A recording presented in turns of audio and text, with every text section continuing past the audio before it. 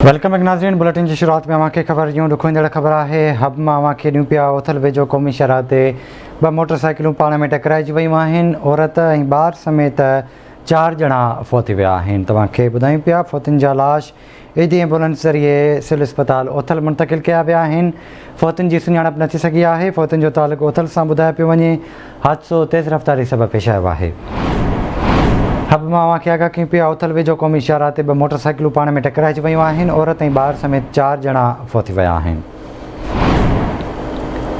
फ़ौतुनि जा लाश ईदी एम्बुलेंस ज़रिए सिविल अस्पताल उथल मुंतक़िल कया विया आहिनि। फ़ौतुनि जी सुञाणप न थी सघी आहे।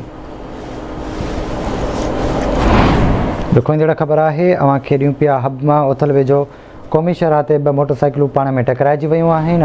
हादिसे में औरत ऐं ॿार समेत 4 ॼणा फ़ौत थी विया आहिनि।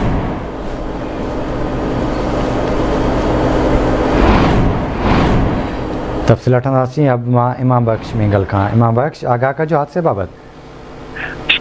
हादसो मेन सीधी रोड उथल वेझो सो मोटरसाइकिल ते अची पिया वञनि त ॿई आम्हूं साम्हूं टकरजी विया। इन नतीजे में जेके 4 ॼणा औरत समेत हिकु ॿार ॿई हुते ई हलाक थी विया सॼे ते, ऐं जंहिंखे सिविल अस्पताल उथल मुंतक़िल करे कानूनी कार्रवाई खां पोइ वरसा जे हवाले करे छॾिया।